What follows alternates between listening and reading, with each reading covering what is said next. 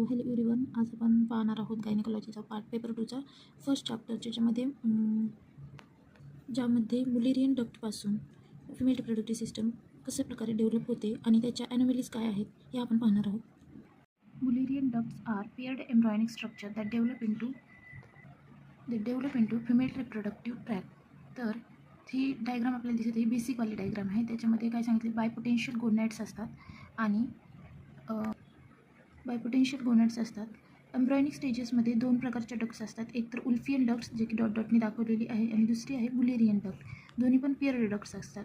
जर उल्फियन डक्ट ही female specific signals जर दिसत असतील तर उल्फियन डक्ट ही रिग्रेस होते, म्हणजे डिजनरेट होते. आणि फिमेल्समध्ये मुलेरियन डक्टची फिमेल रिप्रोडक्टिव्ह स्ट्रक्चर्समध्ये म्हणजे ट्रॅकमध्ये डेव्हलप होते.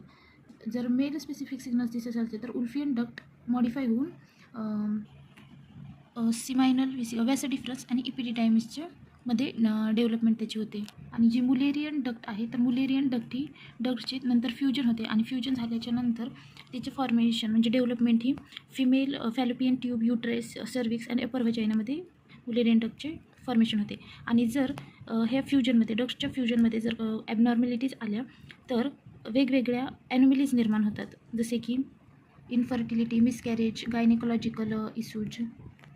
जर दोन्ही पण मुलेरियन डक्ट्स ॲबसेंट असतील किंवा त्याचं डेव्हलपमेंट फॉर्मेशन झालेलं नसेल तर फॅलोपियन टिप आणि युटेरस फॉर्मेशन होत नाही आणि त्याच्यामध्ये मग चीफ कंप्लेंटमधून प्रायमरी अमेनोरिया पाहायला मिळते.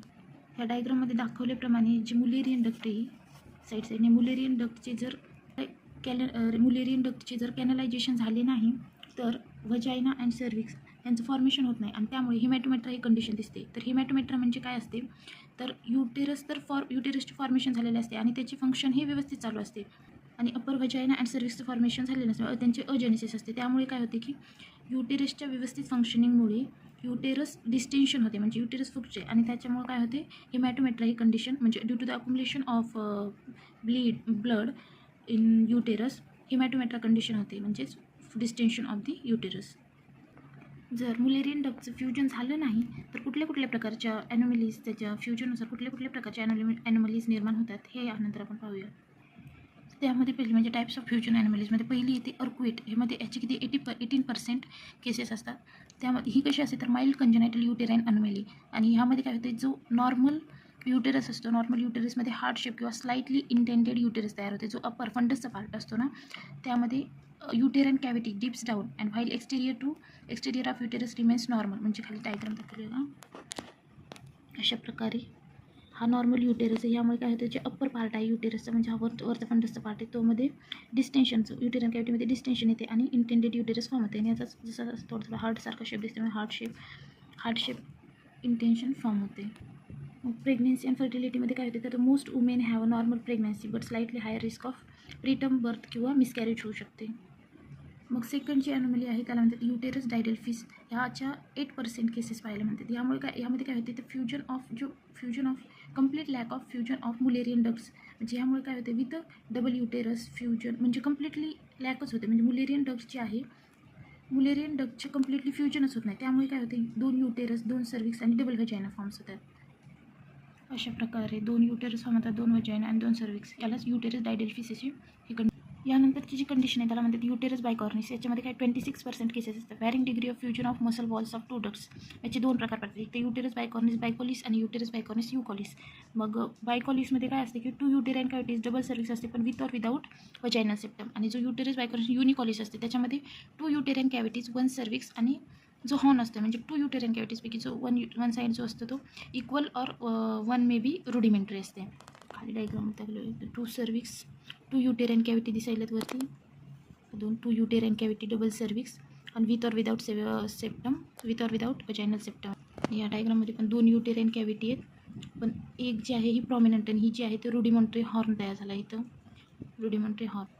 यानंतरची जी आहे ती आहे सेप्टेड युटेरस. हे 35% केसेस असते. यामध्ये काय होते, 2 Mullerian duct fuse together but the persistence of septum in between the 2 either partial किंवा कंप्लीट असतं. डायग्राममध्ये दाखवल्याप्रमाणे 2 मुलेरियन डक्ट फ्यूज टुगेदर तर झाले, परंतु हा सेप्टेड एक तर पार्शियल असू शकतो किंवा कंप्लीट असू शकतो. नंतर आहे युटेरस युनिकॉर्निस. याच्यात 10% केसेस असते. याच्यामध्ये काय असते की 1 मुलेरियन डक्टचं डेव्हलपमेंटमध्ये काय होते, फेल्युअर होते, म्हणजे नीट फॉर्म होत नाही. मग क्लिनिकल फीचर्समध्ये सांगितलं की एक तर गायनिकोलॉजिकल फीचर सांगितले आणि दुसरे ऑब्स्टेट्रिकल. गायनिकोलॉजिकलमध्ये काय सांगितलं की इन्फर्टिलिटी, डिस्मेनोरिया म्हणजे ड्यू टू द क्रिप्टोमिनोर. और दुसरा आहे 4th नंबरला मेन्स्ट्रुअल डिसऑर्डर्स जसे की मेनोरेजिया. मग ऑब्स्टेट्रिकलमध्ये काय होतं तर mid trimester abortion, rudimentary horn pregnancy may occur किंवा सर्वायकल इनकॉम्पिटन्सी किंवा increase complication of malpresentation जसे की ट्रान्सवर्स लाय इन अर्कुएट किंवा सब सेप्टेड किंवा प्रिचिन सबक्रिप्टेड कॉर्निएट किंवा कंप्लीट सेप्टेड युटेरस फॉर्म होऊ शकते. प्रीटम लेबर येऊ शकतात, IUGR, IUD, प्रोलॉंगड लेबर असू शकतात, ऑब्स्ट्रक्टेड लेबर असू शकतात, रिटेंड पॅसेंटा किंवा पोस्टपार्टम हिमोरेज असू शकते.